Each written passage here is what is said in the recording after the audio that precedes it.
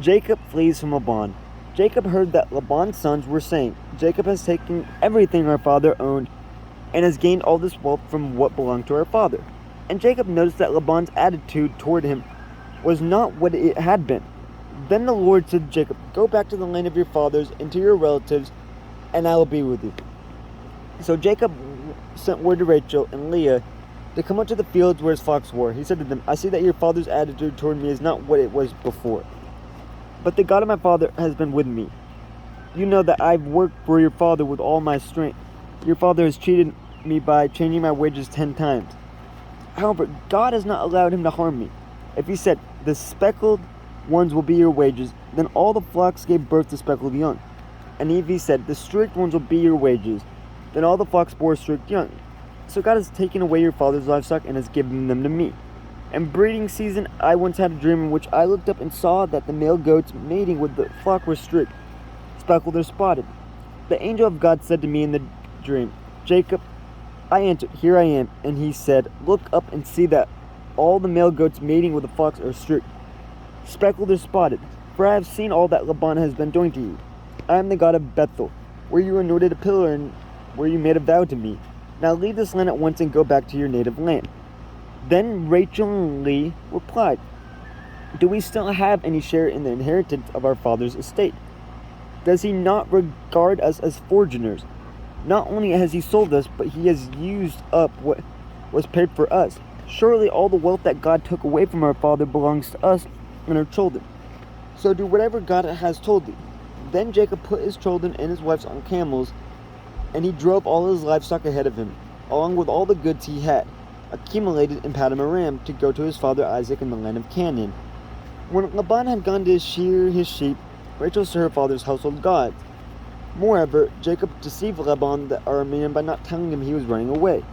So he fled with all he had, crossed a Peretz river, and headed for the hill country of Gilead.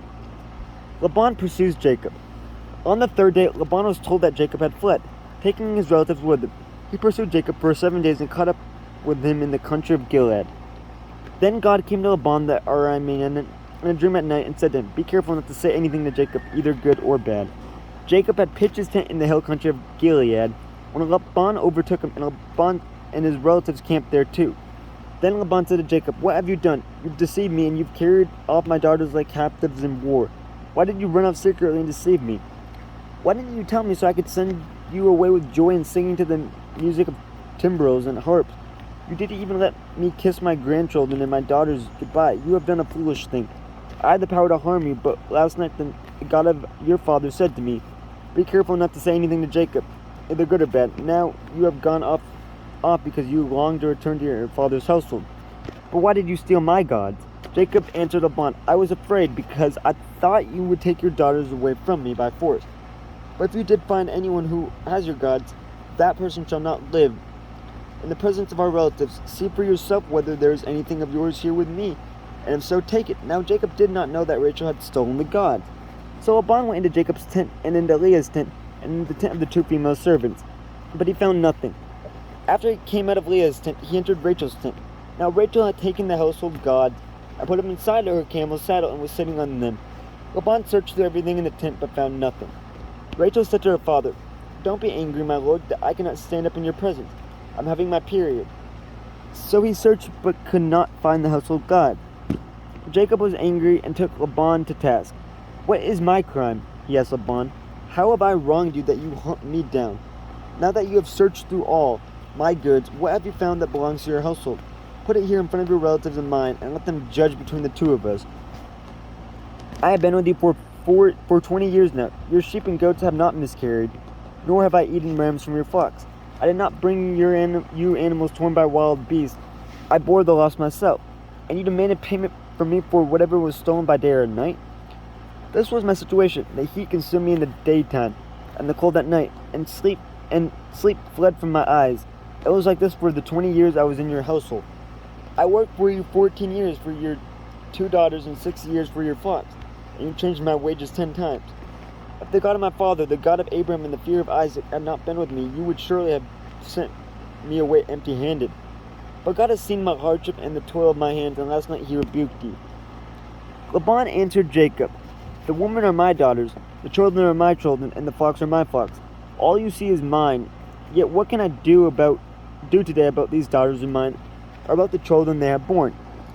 Come now, let's make a covenant, you and I, and let it serve as a witness between us." So Jacob took a stone and set it up as a pillar. He said to his relatives, "Gather some stones." So they took stones and piled them in a heap, and they ate there by the heap. Laban called it Jegar Sa'adatha, and Jacob called it Gilead.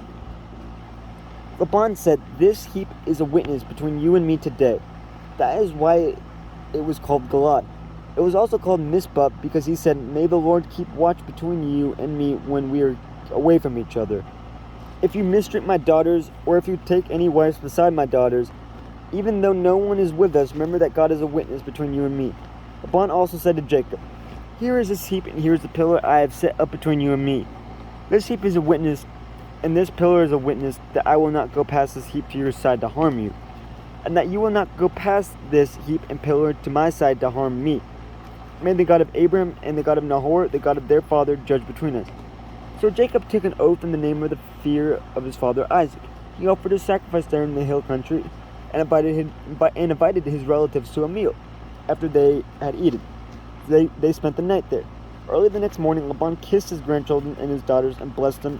Then he left and returned home.